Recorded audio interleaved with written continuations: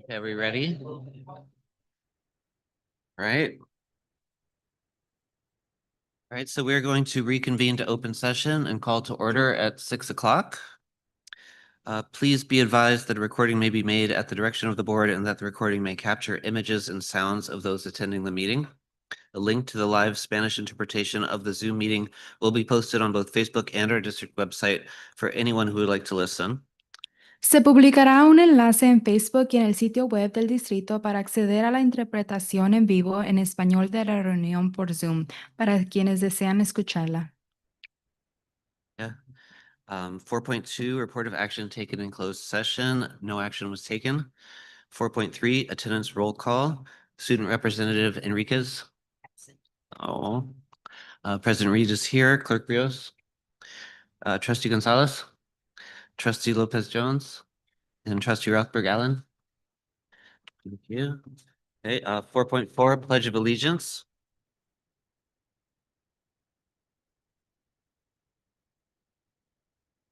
Pledge allegiance to the flag of the United States of America, to the republic for which it stands, one nation, indivisible, liberty and justice for all.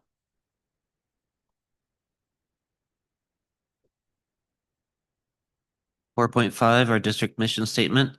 At Calistoga, we empower students to graduate with respect, empathy, integrity, and the skills needed for success in life and work.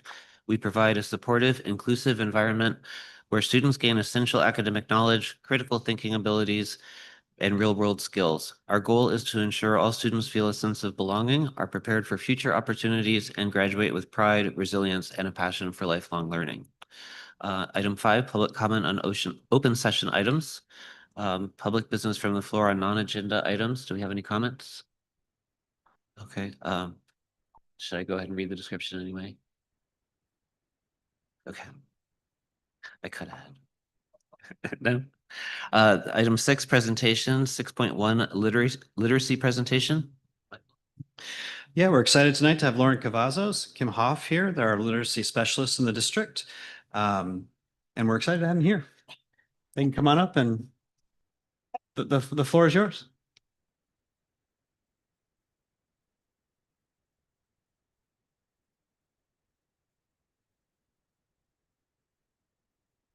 Good evening, everyone. We were here last year around this time to discuss adopting Amplify for our reading difficulties rescreeners. So we wanted to give you guys an update on literacy instruction in the primary grades at Calistoga Elementary. We are now in our third year of the Lead to Literacy committee through Napa County Office of Education. This year, we've really focused on the primary grades. So the makeup of the committee is myself and Melody Rivas in kindergarten, Katie Coop in first grade, and Deb Burial in second grade. And we're working with Kayla Mikola, who's the academic support program manager through NCOE. We've been focusing a lot on the implementation of our UFly phonics curriculum and Haggerty for phonological awareness. This is the first year that all K2 teachers are using both of those programs to fully support our literacy learning in grades K first and second. And we're really seeing a lot of success. I think it's been a big change. It's been a big challenge in a lot of ways, but teachers have taken on the adoption well. And we're also really seeing the results, which Kim will speak to a little bit in our Amplify data. We've also been supporting teachers with the implementation of the reading difficulties risk screener. And just a little shout out, kindergarten just did it in February. And we only had 6 general education students test at high risk of reading difficulties in the entire grade level. So I think that's really a testament to the effects of UFly and Haggerty in our kindergarten curriculum. Yeah, so as you know, we chose Amplify Dibbles as our screener, which was something that we were already using for the last year. So we do use it kindergarten through sixth grade. It's required K2 for the state. In the fall during MAP week, all kindergarten, or no, sorry, first, second, and third grade teachers gave it to their students, which was new. Previously, Lauren and I had given it, but they were able to sit down one-on-one with their kids and read with them and have eyes on them and see how they were doing on that.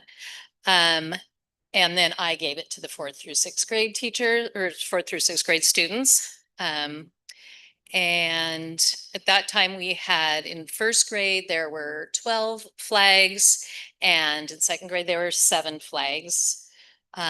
Then during the winter map window at the 1st week of February, we gave the next assessment. So for the state, we only actually have to give it in the fall, but we use it as a way to progress monitor students and use that data to group students for more intensive reading instruction and also just monitor their progress.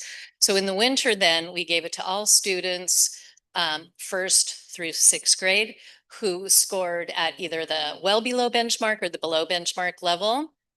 And then also a few students who were at benchmark, but at the lower end of that, in order to keep tabs on them, make sure we were seeing improvement, make sure that we were, hopefully our instruction was impacting their progress. And then kindergarten, that was the first time for kindergarten to give it. The state had left it up to districts to figure out when to give the screeners. They had a few parameters, but we wanted to make sure that our kindergarten students had enough instruction in English reading before giving the screener. So that's why they didn't take it until the mid-year benchmark. And as Lauren mentioned, there were only 6 flags in kindergarten. 1st grade went down to 7 flags from 12, and then 2nd grade, 4 flags from 7. So we are seeing growth there.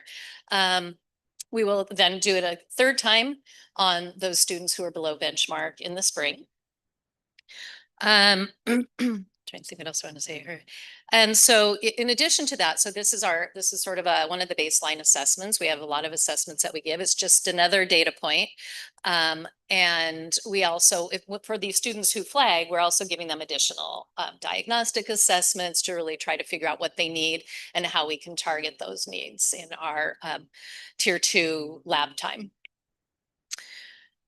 And so we also, in addition to talking about what's going on at CES, way back when in October, Laura and I went to the Reading League conference and we've been wanting to come and just like express our gratitude for getting to go to this conference. We took so much away from it. One thing that I personally took away was sort of a synthesis of a few different sessions I went to talking about the students' reading frustration and sort of that, low reading to prison pipeline together with, sorry, I got distracted there. Together with the idea of cognitive overload, where students that feel this frustration if the work is beyond their level. And so we really took that and thought about that and thinking about what are those prerequisite skills that students need that we're teaching at each grade level, and making sure that we are stepping back and trying to fill in those prerequisite skills needed so that hopefully they don't feel that frustration and they feel more confident as readers. Every session we went to was valuable, and I revisit my notes consistently, but the session that had the most impact on my current practice is one I went to about handwriting and the really strong connection between a kid's ability to fluently write the alphabet at a young age and their later ability to compose longer lengths. We find that kids with dyslexia or dyslexia type characteristics, they might have all these great ideas in their head and they know what they want to say, but they don't have the physical ability to write it down. And so I immediately went back to my 1st grade group and was like, all right, I want to see how well you guys can write the alphabet. These are kids who know all their letter names, know all their sounds, can sing the alphabet song. But when it came to write down the alphabet, capital, lowercase, A to Z, without looking at the alphabet that lives above the board in every classroom, they couldn't do it. So that was a real awakening point of like, wow, I've never actually explicitly taught that letter sound connection, because kids often they know their letters. And if I say cat, they could maybe write cat. But if I say write A to Z, they can't do it from memory with some automaticity. So I've really been working, and Kim has well, in her 1st grade group, we've been working on that alphabet transcription fluency and just practicing over and over again. And I've started singing the alphabet song with them with a map in front of them, like A through G, kind of broken up by the way we sing it, We're really working on LMNOP, and they are so good at it now. So that's been a really powerful takeaway. Something so simple. We often assume if a kid can sing the alphabet, then they know their ABCs. But I'm really finding that that's not the case. Do you have any questions for either of us? Okay. Well, thank you for your time. Appreciate it. Thank you for the presentation and the report. Just add real quick, we're so lucky to have Lauren and Kim at the elementary school. They pull students out to do small group instruction, but they also add a lot, I think, to the staff collaboration. They have the training that an elementary teacher has, but they have considerable training in reading and the science of reading. And they just bring a lot to those conversations. And I think too, just having those specialist positions, it takes the whole site and makes sure that that conversation on student learning stays focused on reading.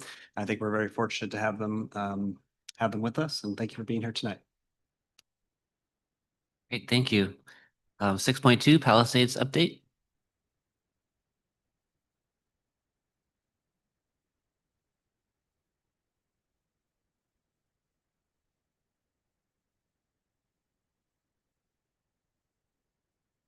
Oh, that's okay. Thank you. Good evening, esteemed colleagues, parents, and well, I don't see any students, so we'll just go with colleagues. Yeah, thrilled to share a couple of adventures this year. We've had some incredible progress and achievements of our program at PHS. We've embraced a vision of learning that transcends traditional classroom boundaries. In today's dynamic educational landscape, it is imperative that we equip our students not only with academic knowledge, but also with the skills and experiences necessary to thrive in the real world. Our program has been designed with this very goal in mind, offering students a plethora of opportunities to engage with their environment and learn from it in profound ways. Over the past year, okay, so Cynthia, wait, nope. I'll go like that. You got to help me. Over the past year, we've embarked on several exciting field trips that have enriched our students' learning experiences. From exhilarating slopes of skiing and snowboarding to the challenging heights of rock wall climbing. And yes, I've been asking the district for a couple of years to allow me to take the kids skiing. I think it's a very important, valuable lesson.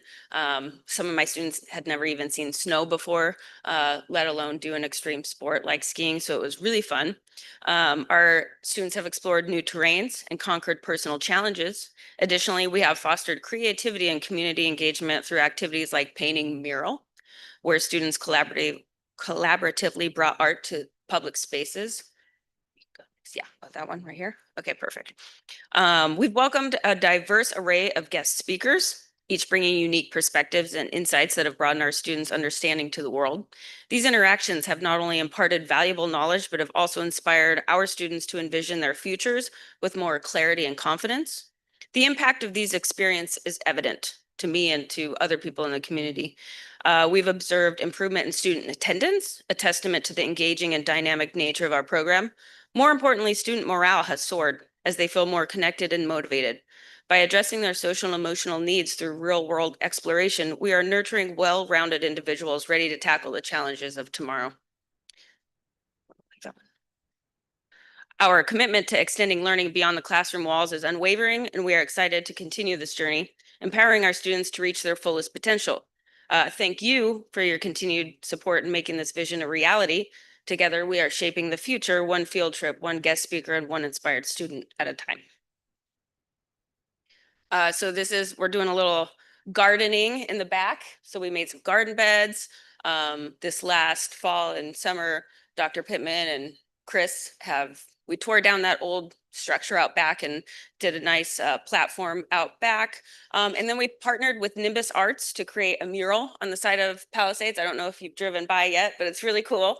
It's beautiful. The students are really intrigued. The ocean theme behind it is, even though we live close to the ocean, we're not quite coastal. It is important to understand that our oceans need to remain healthy in order for our environment to remain healthy as well. So we've done a lot of research and documentaries, and the students really like to learn a little bit more about the marine life. So if you haven't checked it out, please go check it out. It's pretty awesome. And then, of course, I took them up to Palisades Tahoe for Palisades to Palisades, you know? Thank you.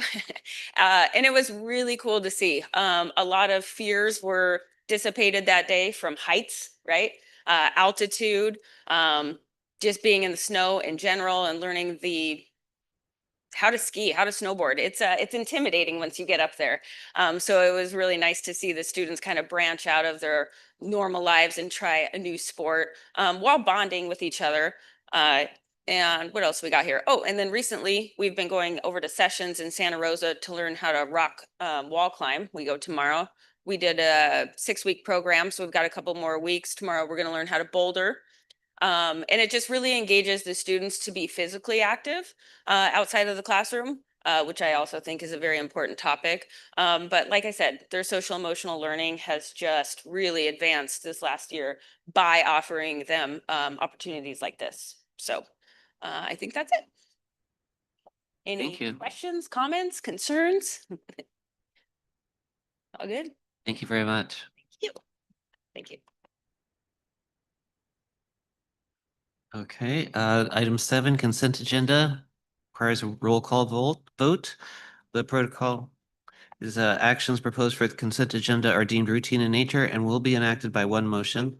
There will be no separate discussion of these items unless any member of the board, the audience, or staff request specific items to be removed from the consent agenda for specific action. And so the recommended action is to request to approve the consent agenda as presented. Thank you. All in favor? Aye. And this is a roll call vote. So Student Representative Enriquez is absent. President Reed, aye. Clerk Rios. Trustee Gonzalez. Trustee Lopez Jones. Okay, and Trustee Rothberg Allen. Thank you. Item 8, reports. And I know our 8.1 is our student representative who's absent. Do we have a report? No, okay. Yeah. Oh. 8.1 is an addition per the request of the board. We have now added our Calistoga Junior High School student representatives are here to give their first board report. We have Ms. Elena Guzman and Jewel Brooks. Test. Okay. Hello, everyone. My name's Elena, and this is Jewel, and I'm a member of the junior high leadership. We're here to talk about what's going on in the junior high. We have celebrated Kindness Week by encouraging students to be kind to themselves and others. We are currently hosting a leprechaun decorating contest leading into spring next week when we'll celebrate with a rally. We have been recognizing 2 Students of the Week every week for being positive members of our school community. These students receive a Wildcat Spirit t-shirt among other prizes. We are planning a 3-on-3 soccer tournament to get kids together and enjoy some friendly competition. We are doing as much fundraising as we can to pay for the 8th grade promotion field trip set to go to Epicenter in May. Look for a snack shack at a sporting events.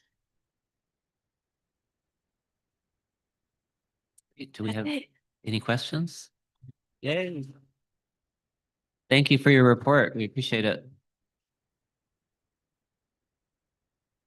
Woohoo! Good job. Thank you for coming. Now there's no high school representative, so we'll skip 8.2. Thank you. I just got lost there. 8.3, Calistoga Associated Teachers.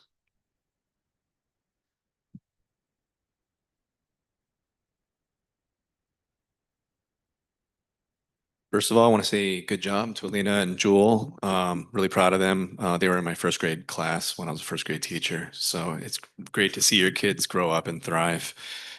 Now for the report for Calistoga Associated Teachers, we plan to endorse 2 candidates for school board trustee in the next elections. And we have not yet identified who will be endorsing, but we'll be inviting the incumbent trustees as well as some other trusted members of the community to meet with us. Of primary importance to us is having board trustees who respect and appreciate Calistoga teachers and want to hear the experience and the expertise of these educational professionals to help make the best decisions possible to benefit our students. On that note, I'd also like to invite current board members to recurring conversational meetings with myself and some other CAT members, which is a common practice that many other CTA chapters have told us they have in place with their school boards. So please be on the lookout for email invitations, and you can let me know times and places that would be convenient for you so we can work around that and just have some conversations. You have any questions? Thank you. Thank you. Okay, 8.4, Classified School Employees Association. No report today. 8.5, Calistoga Elementary School Principal. Have anything? Yes, I have a report. Kesa is the acting principal right now, temporarily, and she is actually at an Aries conference. And so she sent in, so I'll be reading for her. So the board report for Calistoga Elementary School, goal 1 related to academic excellence. The Napa County Office of Education math and literacy partners continue to collaborate with our staff. They've joined our staff meetings as well as release days, offering coaching for our teachers on both reading instruction as well as math. We've recently wrapped up the second trimester release days where teachers examined MAP scores, discussed student progress, reevaluated their intervention groups, and referred students of concern for the student study team meetings. Their tutoring program, they are calling the After School Homework Club, is up and running 3 days a week. We held 2 dual language immersion parent informational meetings. Parents could ask questions, complete interest forms for the upcoming school year for students who will be in grades kindergarten and 1. And then a survey went out to families that had expressed interest in the after school Spanish program. That went out today, which will begin the end of March, beginning of April. Goal 2 related to health and safety. Our school counselor shares out a parent guide for the life skill of the month. And for March, it is cooperation. This is a tradition. There is a tradition that every Monday after the Pledge of Allegiance, the counselor leads students through the breathing tool of the month. And for March, it is rainbow breathing. I'm going to have to learn what that is. The Wellness Center coordinator and our counselor presented last week at the Napa Valley Wellness Conference on the story of our wellness center, how it got up and running, and highlighting the collaboration between our district and the Up Valley Family Center. And the most exciting thing from the student perspective is the new play structure.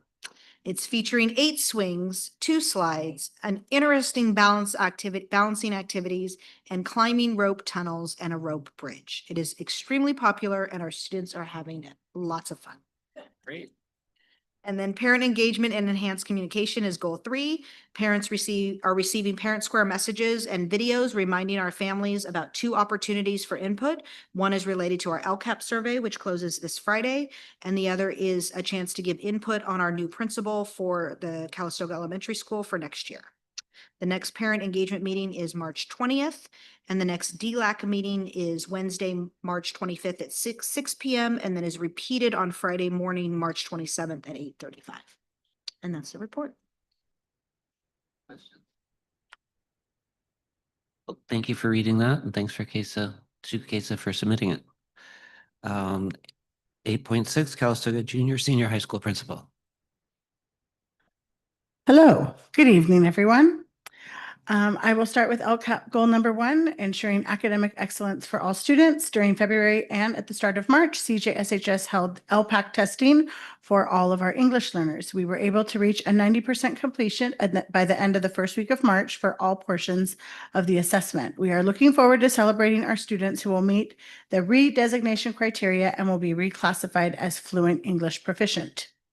Our MAP results are now available to analyze and review within our grade level professional learning communities. Additionally, during their PLC time, we are reviewing progress of students who teachers have targeted to attend their CAT advisory for additional support. In regards to LCAP Goal 2, provide a safe, healthy, and positive school environment, CJSHS Students in Leadership created posters for Black History Month in February and Women's History Month in March. The posters highlight contributions that these groups have made in our country in a multitude of areas, including science, history, culture, and society. We thank our leadership class for taking initiative to create these learning opportunities for students. One small yet impactful decision student leadership made was to play musical selections at break that represent women's anthems. Students have shared very positive feedback with having music during break, as it has created an uplifting, fun vibe mid-morning. I will just share there's a group of boys that hangs out over here, And one day I was walking out of the cafeteria and they were like totally jamming. I'm like, oh, you guys like the music. And they do. It just kind of brings this uplifting spirit. So a small but mighty change. One challenge we have faced with junior high events is the lack of participation with after school events. 2 of the recently planned events, both a dance and game night, were canceled due to lack of tickets purchased. The new idea, which our junior high representative shared, is to do an outdoor activity on the new field with a 3-on-3 soccer game or tournament. While this is still in the planning phase, we are hopeful that this event will encourage students to participate or attend as a spectator. The junior high leadership class continues to celebrate Students of the Week with possum tickets drawings, and students selected are chosen during break in the junior high quad. That's also been really exciting to see different students in junior high leadership take the mic and pick the winners and then call on the winners in the quad. While they're a little bit embarrassed at first, they get also really proud through the process. So this activity does celebrate students who are demonstrating positive behaviors at any time during the school day and were issued a possum ticket. LCAP Goal 3, increase parent engagement and enhance communication. CJSHS recently sent out a video to all parents asking them to complete the LCAP survey so that we can review the feedback to make improvements in our district. CJSHS continues to host monthly coffee with the principal and sends out weekly newsletters. There was a recent request from students to create an after-school event to showcase the talents of our students that are not regularly celebrated. CJSHS admin will be reaching out to parents for support with the planning of this event and looks forward to creating an opportunity for students to showcase their talents. And that last section is really new and still very much in the planning phase. I am meeting with some students tomorrow, but we know that there are some students in town who have bands and groups. We also know there are some students who like to write poetry. So kind of the brainstorm is, why don't we, I don't want to call it a talent show. So we're still, if you have any good ideas for names, we want to create a space, hopefully at the Brannon Center, that would allow for our students to showcase these awesome talents that they haven't been able to really share with our school community and community overall. So that concludes my report. Are there any questions? The collective. Yes, the talent collective. I feel like sometimes with the talent show, there's like a connotation that people feel like they have to really, and really we want people to feel comfortable going up again, reciting poetry, or we have the students doing the sound production. We talked about having them play their beats in the background. So just brainstorming again, but hopefully we can have, more parent participation and help with that planning. I do want to add one more thing, if that's okay. That's not on my report. I just want to thank the board. I did send Dr. Pittman an email or text over the weekend thanking her for allowing me to go to the CABE conference. It was an amazing conference. So many amazing presenters, research around the benefits of bilingualism. And so I just felt really inspired and just want to thank you all for sending me. You. 8.7, Director of Facilities, Maintenance and Operations. Hello, everyone. On the topic of conferences, I'd like to thank you all for sending me and Maureen to the CASH conference, the Coalition for Adequate School Housing. I went to a small school districts committee meeting as well as a meeting with the Office of Public School Construction. And there was some pretty good news about the Prop 2 that was passed. They are finally given some love to small school districts, and they've allocated, the state allocation boards put $7.5 million or $750 million aside for small school districts. So when we're going for our matching funds with the state, we're not competing with like LA Unified and Fresno, all those big districts. And then also have some pretty interesting helpful supplemental grants that include construction management, design, and stuff like that. So there's other places we can get funding for stuff that we're paying for already. So that was helpful, and thanks for sending us. I do have a few updates, even though it hasn't been too long. We did our punch list for the field. We're in pretty good shape. There's not a whole lot to do. A lot of it is related to connecting the PA system to the rest of the school. And that was mostly taken care of last week. There are a few items left that Larry is working on, and that should be done this week or next. And then we did have softball and baseball have a couple home games here, and those were successful. So the grass is growing, and that's coming along. TK classrooms, insurance did release the classrooms today. Electricians are out there disconnecting the power, and some sheet metal workers are out there disconnecting the air ducts. Demo will start tomorrow. And as noted by Kesa, the kids did finally get to play on the playground now that it's been sunny for a while. And then lastly, the generators, right now we're just in the bid process, and we have a bid walk this week. We're hoping to get a little more information from the contractors, a little better idea of how much time they're going to need over the summer so we can coordinate with summer school. But we should have a contractor agreement to you all in April. Any questions? Thank you, Chris. Thanks. 8.8, Director of Educational Services and Human Resources. All right. Good evening. Couple updates for you tonight. We're going to start with an update on our math textbook adoption process. And I think I shared a little bit about this with you before, but so this year we have a year-long plan really of professional learning for some of our staff around the new math framework from 2023. The state released new math framework. These aren't new standards, but a new way to teach the standards. And that's been followed now by a release of textbooks, approved textbooks based on this new framework. And our thinking is that for our staff, and we have a lot of deference to our staff in selecting curriculum.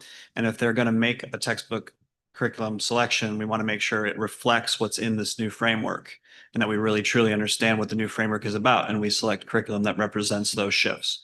And so our elementary staff, we've had a team of teachers working with Shelley Thielen and Barb Corna from Napa County Office of Education. And at the junior senior high school, a team has been working with Gail Standiford from the UC Davis Math Project. So both teams have separately been learning about the math framework and the shifts it represents.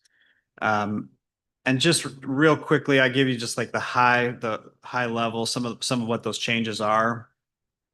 In the new math framework, moving to teaching big ideas versus discrete concepts. So instead of teaching addition, subtraction, multiplication, division, right? Teaching the overall concept so that students don't learn one thing and then struggle with something else, not realizing that they may be the same concept really represented in a different way.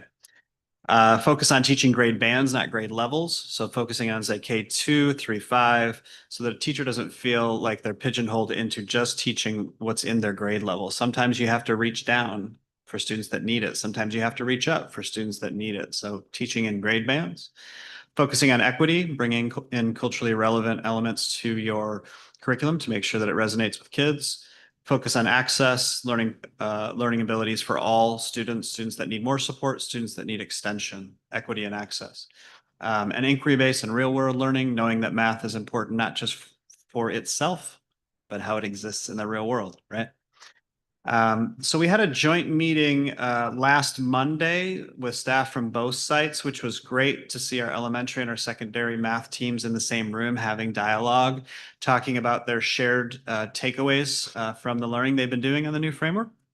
And then they did some practice with the curriculum evaluation rubric. So the rubric that we'll use to evaluate the curriculum choices, they did some practice so that they don't waste time when they get to the next phase. On April 22nd, our team will evaluate curriculum at the Napa County Office of Education Math Materials Fair. And our coaches have done a great job all around, really. Our coaches from Napa County Office of Education and Gail from the UC Davis Math Project. The state, I think I shared with you, they approved 64 curriculum, 64 choices. That's a lot.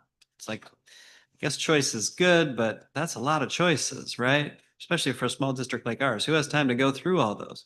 So our coaches have been meeting with company after company, and they're helping us refine that list, probably down to 8 or 10, which is still a large number, but it's more manageable for our team to go meet with those publishers and rate the curriculum.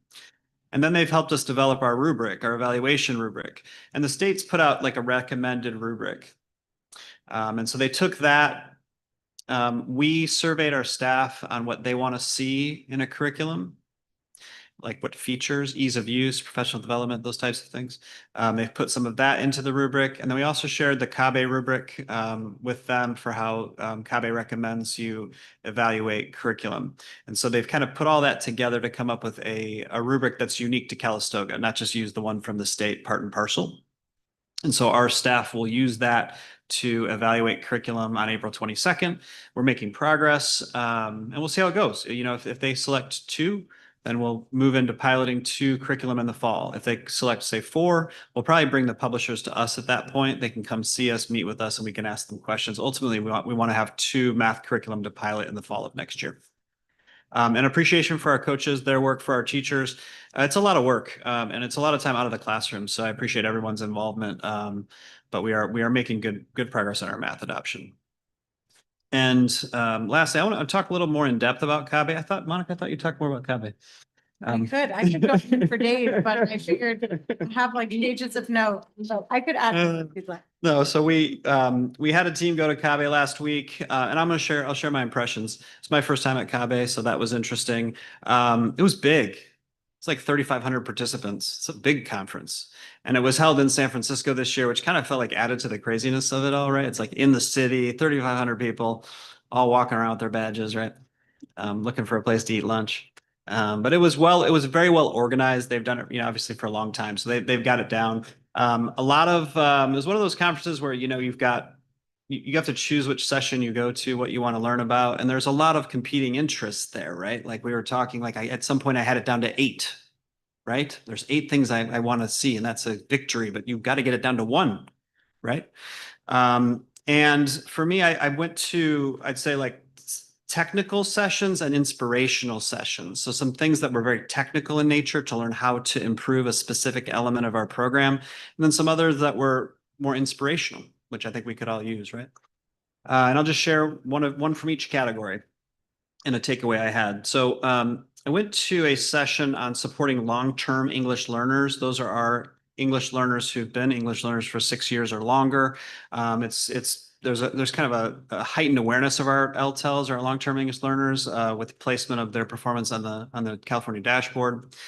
And there was a session that was presented by, it was a director of English learner programs and a teacher on special assignment of English learner programs. I said, wow, they have their own director, a director who just focuses on English learner programs and a TOSA. And that's a bigger district, right? And I learned about all their systems.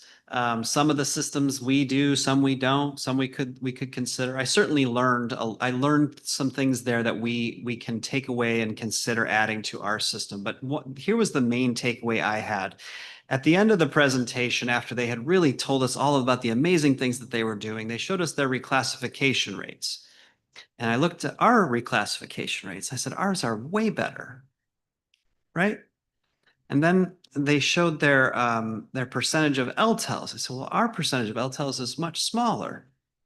And so I think sometimes with Calistoga, we aren't big and we don't have maybe all of the systems, right? We don't have an EL specific digital system to track progress. But what we do well though is we know our kids, right? And we know our kids really well. We know what they need to learn, we know how they need to learn. As a district, I think we're small enough to have a healthy level of organizational control.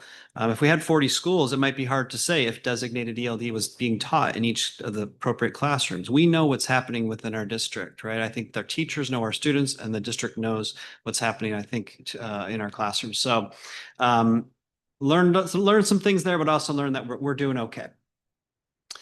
And my inspirational session I'll tell you about, I got to see Miguel Cardona speak in a small room, and Miguel Cardona, right, is the former U.S. Secretary of Education, and that was really neat to see some of his stature speak in a room of say like 150 people. Was cool to have a chance to ask questions. And one of his initiatives right now is bilingual opportunities for all students in the United States. Right, he believes that every student should have a choice whether to be part of a bilingual program.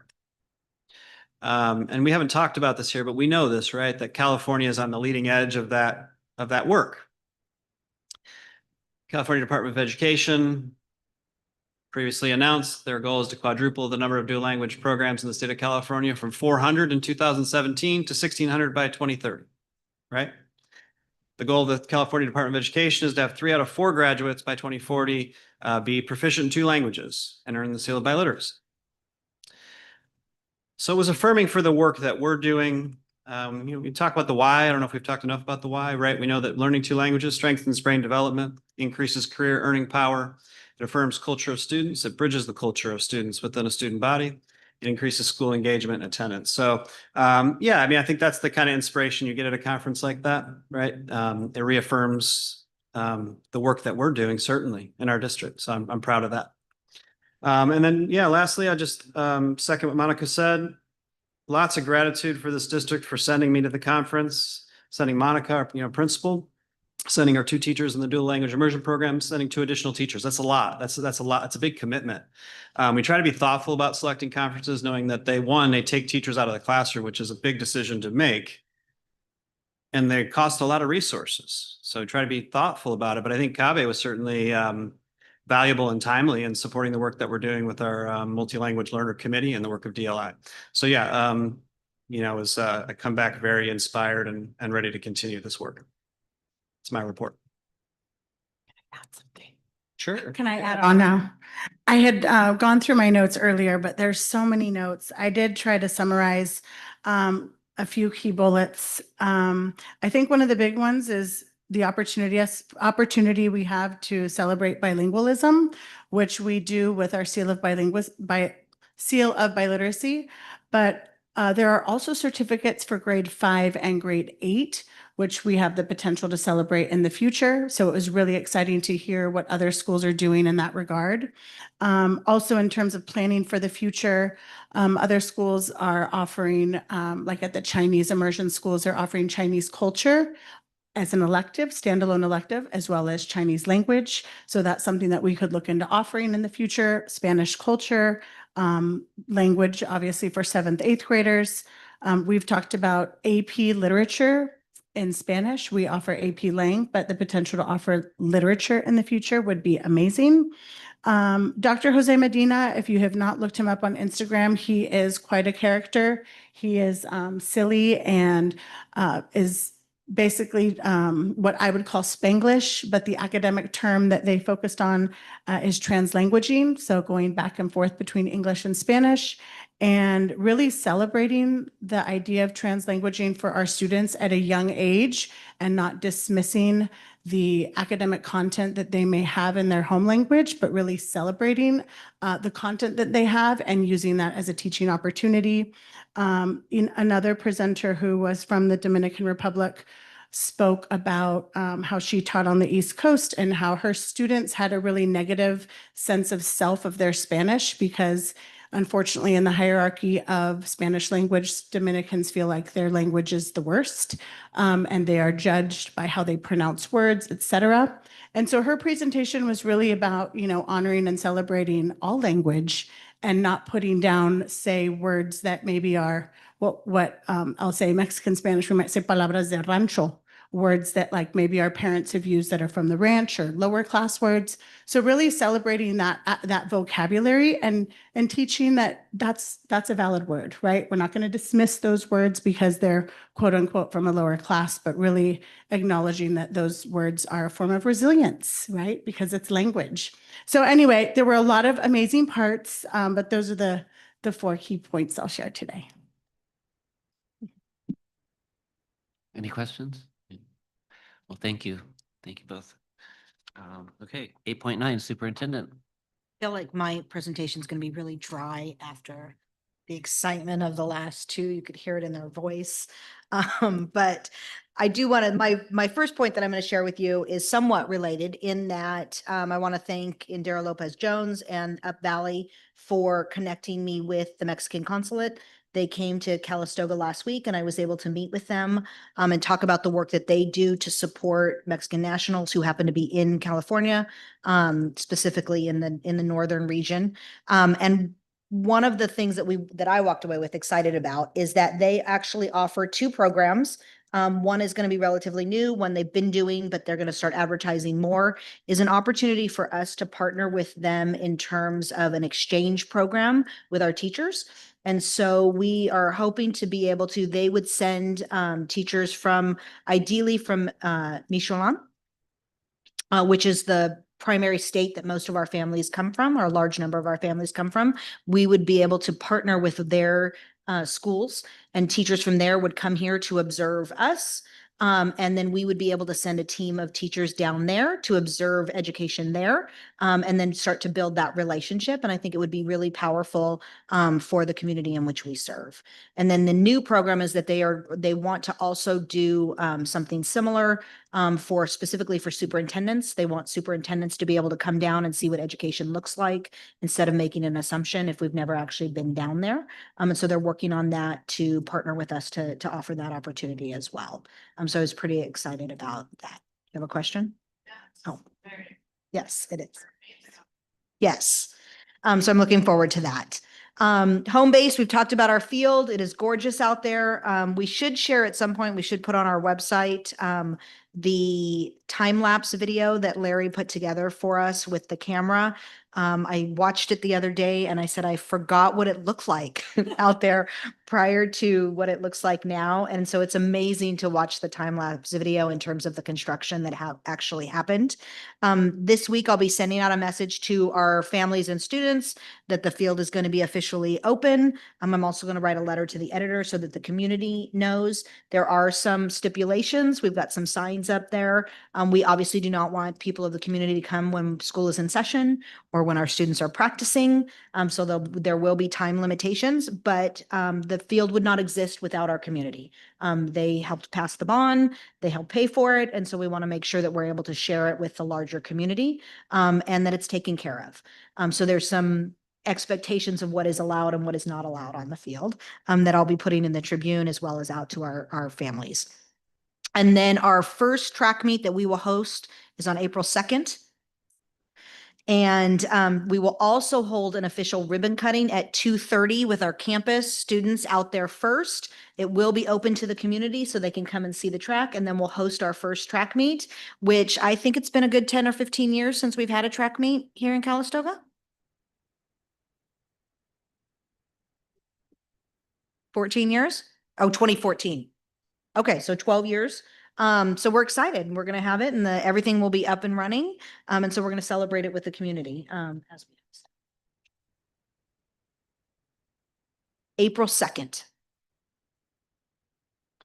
I wanted to give a quick update on Money Lane. We have a meeting scheduled on Friday with Brookwood / Rivercrest. Thank you.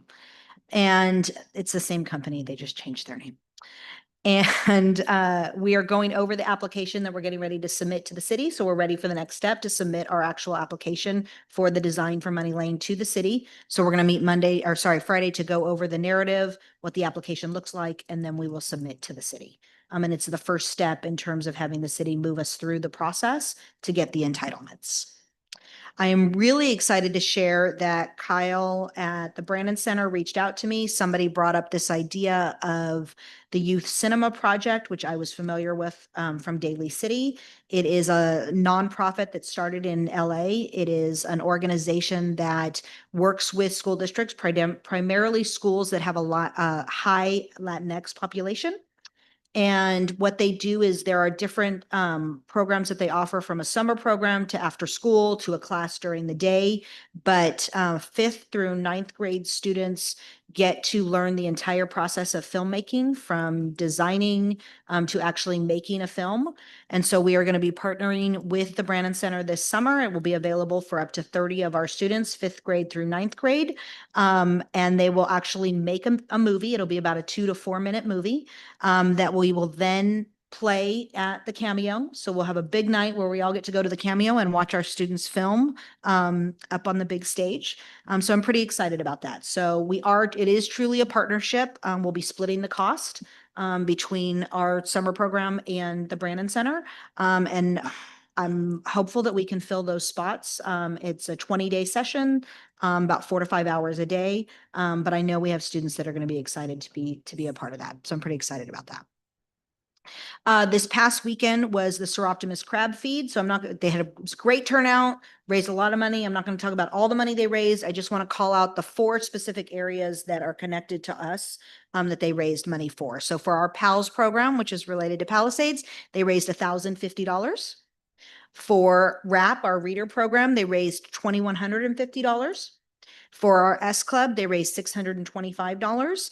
And then we had about 29 to 25 students that came and worked the event.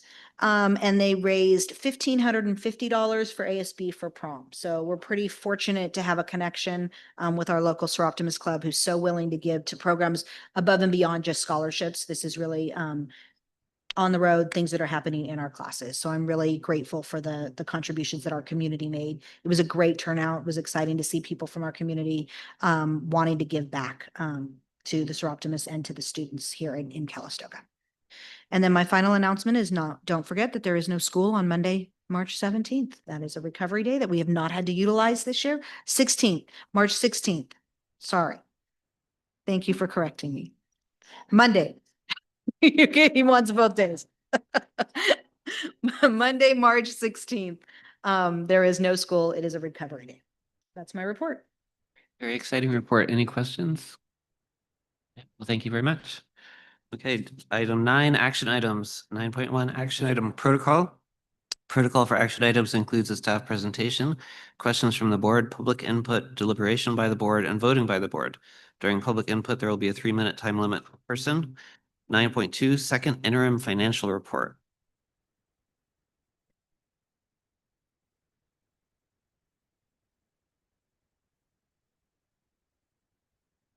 Good evening, board members. Dr. Pittman said her presentation was going to be dry. I think this is probably going to be a little more dry, but I'll try and talk fast. I think is it ready? Sorry.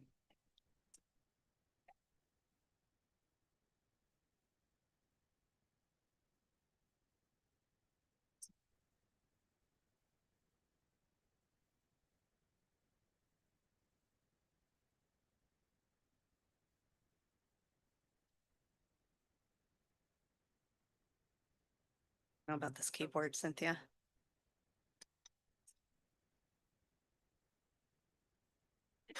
Okay.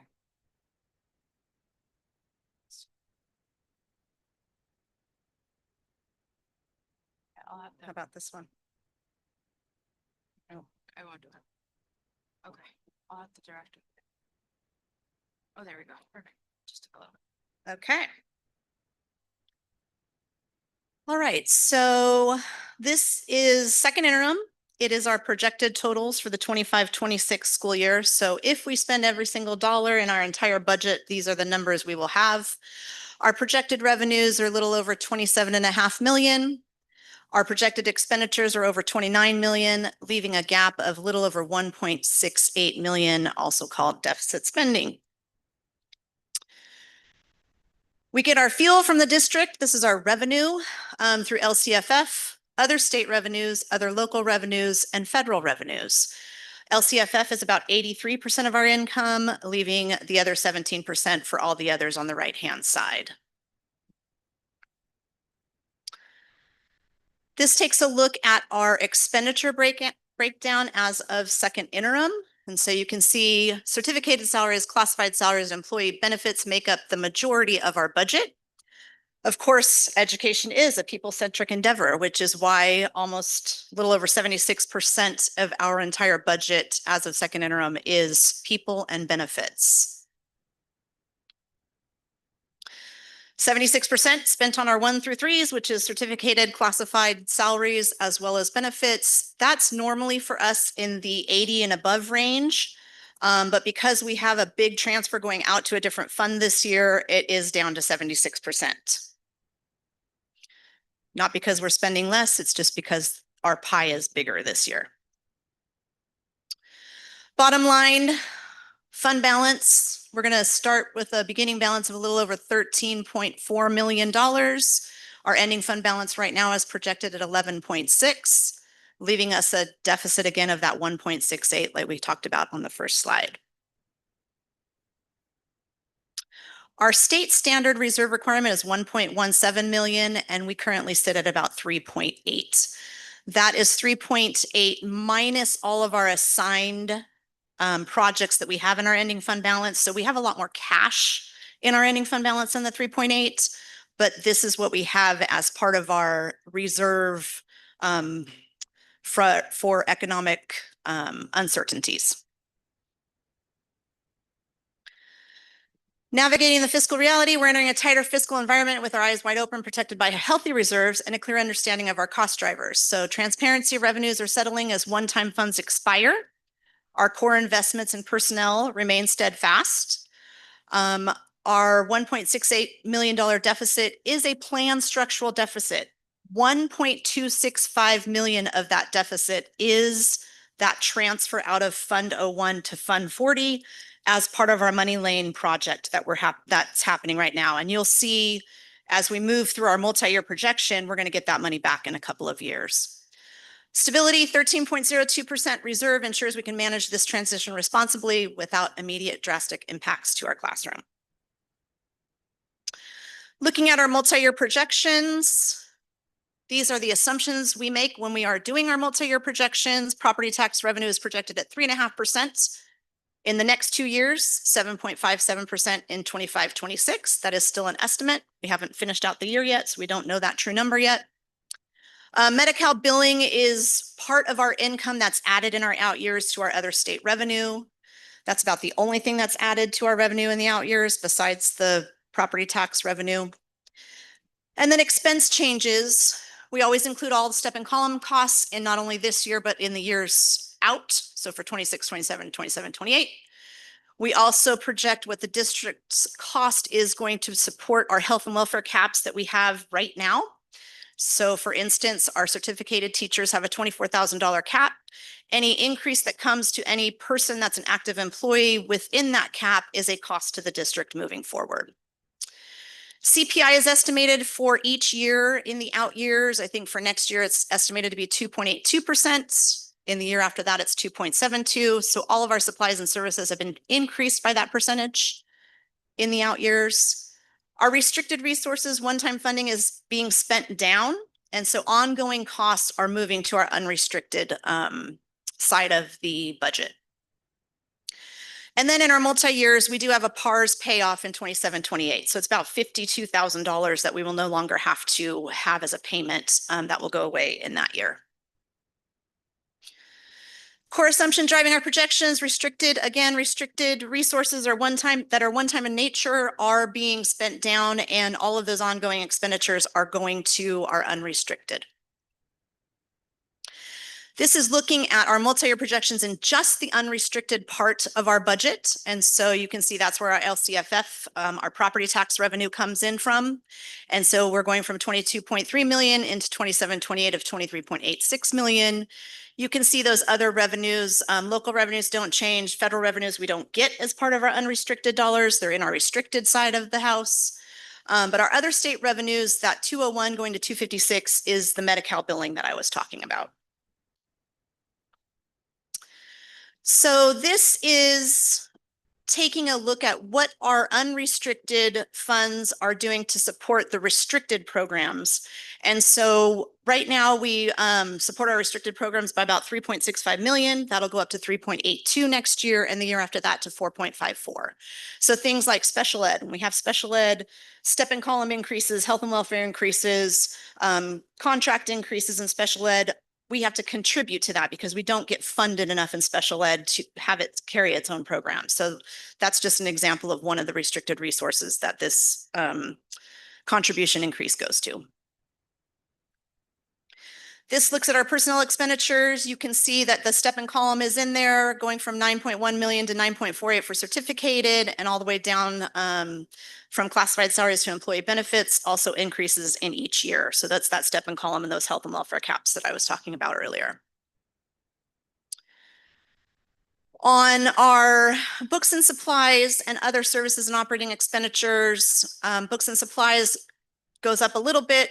Most of that is probably that CPI that I talked about, the 2.82% next year and the 2.72 in the next year. And same with services and other operating expenditures. One thing we don't really ever know about is utilities. Utilities tend to increase a lot more than 2.82%, but some things won't increase that much. So hopefully it all levels out, but I do a lot closer look at all that when I'm going through budget adoption and getting ready to adopt a budget. Transfers out, you see that 1.71 million so far for this year. We're going to go back down to 500,000 in the next year. And then that negative 765,000 is that 1.265 coming back. So there's a difference there, and that's our deficit spending.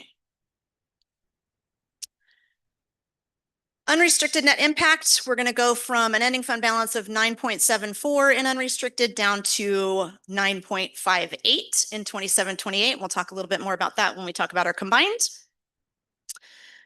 On the restricted side of the budget, our other state revenues are going to go from 3.11 million down to 2.68, down to 2.27. Those are one-time resources that we have this year that are only one-time in nature, so we won't see those in the outgoing years.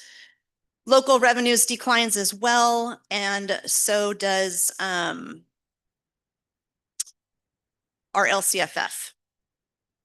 Contributions, that's what we talked about before. We go from 3.65 to 4.54.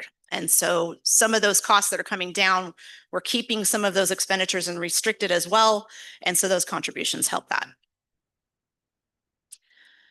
Expenditure trajectory for restricted. So salaries and benefits, you see a decrease in all of those on the restricted side. Those are our one-time in nature resources going down.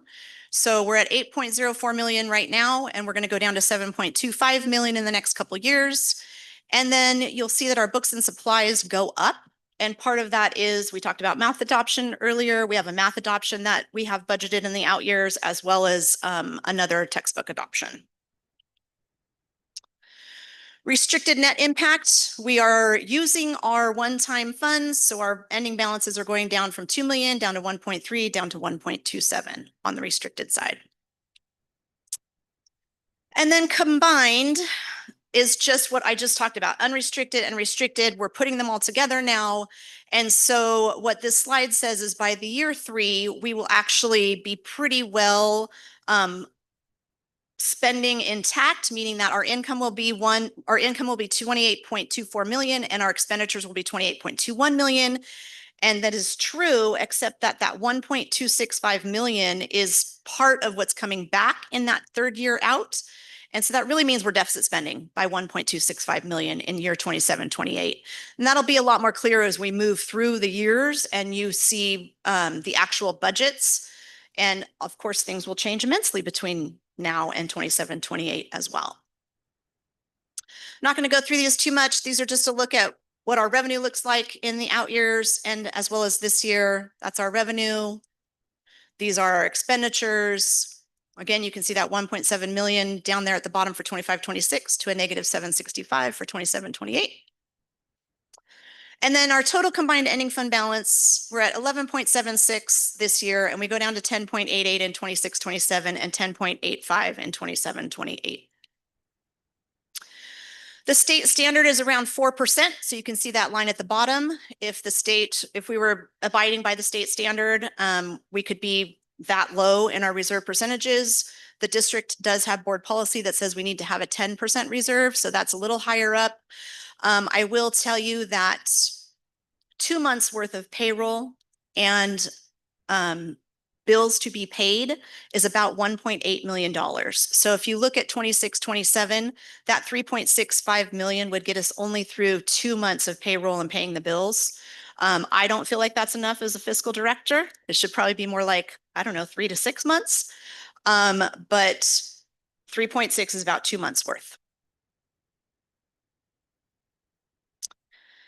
So the district has successfully modeled and planned for the absorption of ongoing roles as one-time restricted grants expire. We haven't really taken anything out of the budget. We've really just moved things from restricted into unrestricted, which is why we're seeing such a deficit those couple years out. Combined deficit spending is systemically reduced year over year, reaching near neutrality by 27-28. That's actually not a true picture because of that fund transfer from 40 coming back. And then the district will comfortably maintain a 13% reserve over the next 3 years, ensuring that we do have deep stability and compliance, much higher than the states, thank goodness.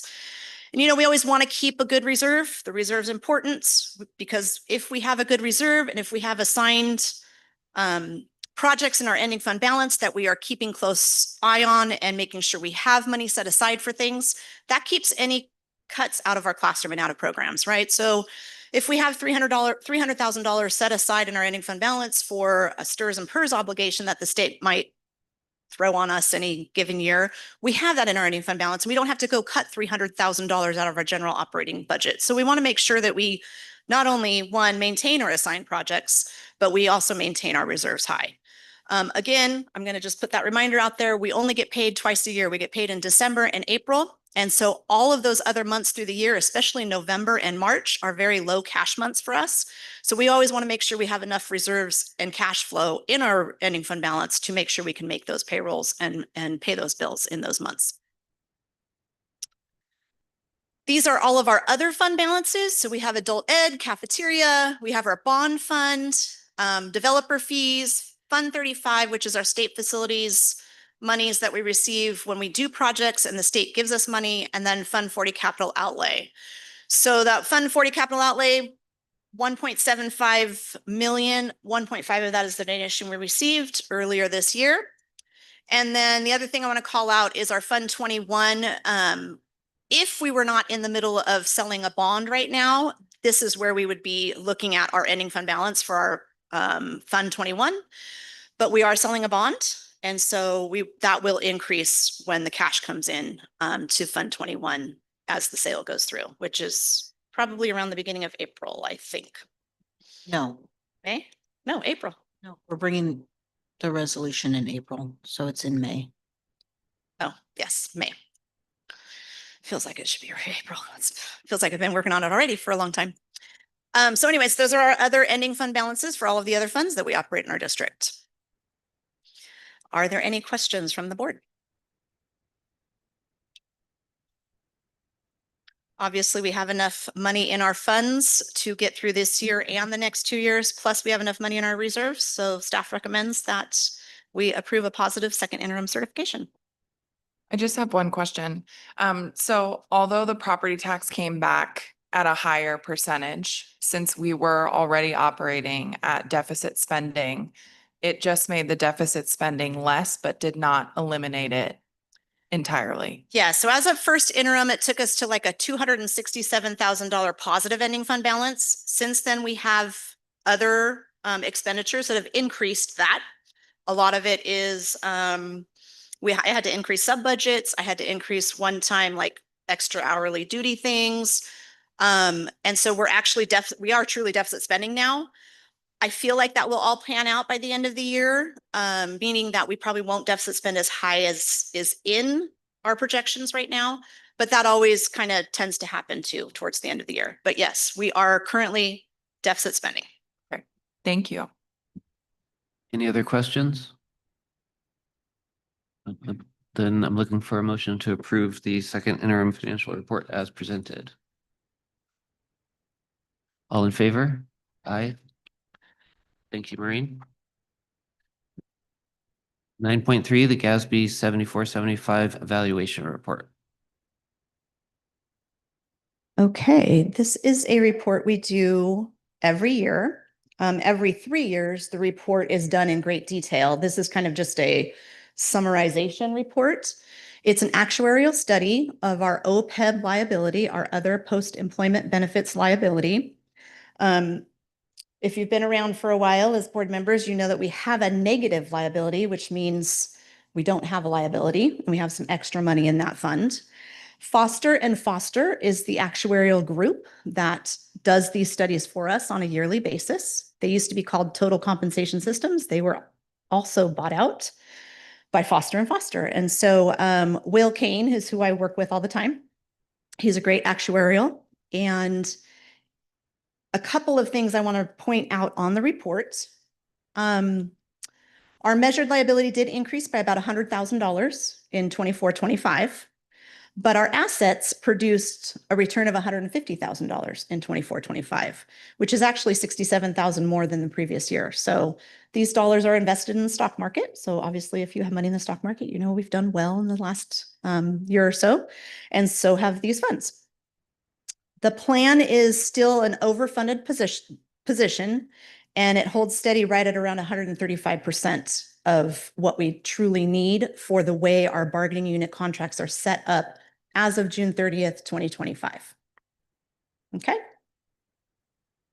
Any questions about any of that? Then looking for a motion to approve the valuation report as presented. All in favor? Aye. Okay, thank you. And again, Maureen, resolution 25-2607, disposition of personal property and related findings. This is probably one of the happiest agenda items to bring to the board. This is a resolution declaring our tiny house that was actually purchased in 2018 and built out through 2022, also during COVID, that our students created this house, and it has been sitting on our property now for a couple of years, completed and finished. And we are now going to try and sell it. So this resolution is before the board to not only say, yes, this is personal property, but yes, we are wanting to sell it and we're going to sell it as is.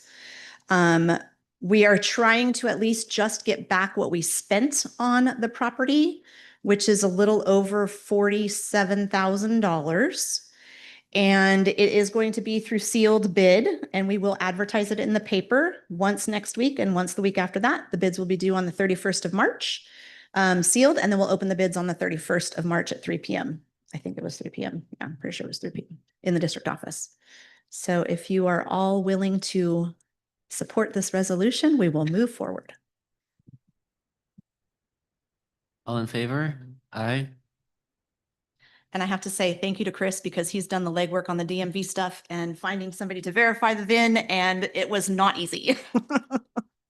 Hopefully tomorrow's the last time I have to go to DMVs. 9.5, landmark construction deduction change order number 3. So similar to the deductive change order we brought to you last month for Hanford, this is for the STEM building from Landmark. That's 55,000 that was unused contingency and allowances.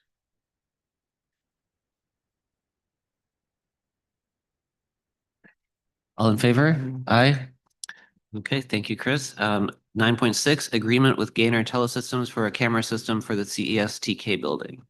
All right, so the next three are a little bit out of order. I'm going to preface it by saying that the reason that we are doing these camera projects separate from the actual projects they're part of is because we have a little bit more control. There's less overhead to pay. Larry is able to really nail down exactly what we want and not what the contractor wants. So the next two of the three are really specific to are us doing it instead of the contractor. And then additionally, the CES stuff has been discussed with the admin. These are covering areas that over the years we found are blind spots that need to be fixed. So the first one is $32,000 for hardware and installation for the TK building.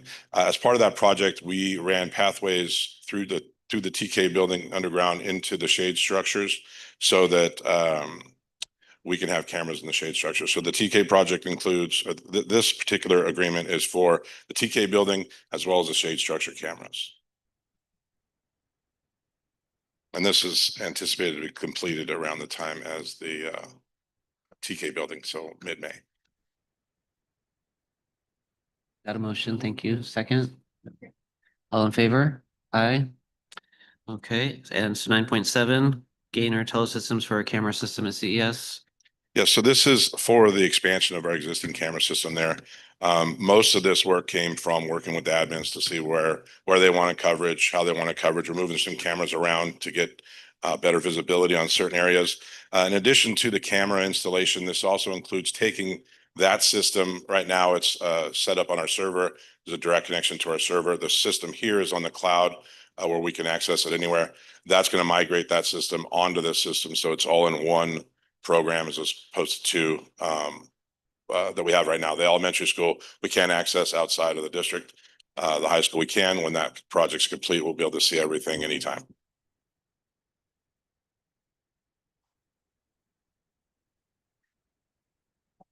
Thank you. All in favor? Aye. Okay, and then 9.8, agreement with Gainer Telesystems for a camera system at CJSHS football stadium. All right, finally, this one's similar to the TK. This is going to give us coverage on the fields so that we can see what's going on out there, as well as additional coverage on the campus in general from out there. All in favor? Aye. Okay, thank you, Chris. That brings us to closing items. 10.1, board member reports. Have anything to share? Okay. 10.2, board meeting calendar. I thought we moved all these to Tuesday. Second Monday. It's- We kept Monday just to be Just as long as it's consistent. in my calendar. Yes, Okay, we so, did move them to the second Monday. so. No, It's the Monday after. Nothing is during a break. It's always after a break. That's why we moved it to the second. so the next 3 meetings will be Monday, April 13th, Monday, May 11th, and Monday, June 8th.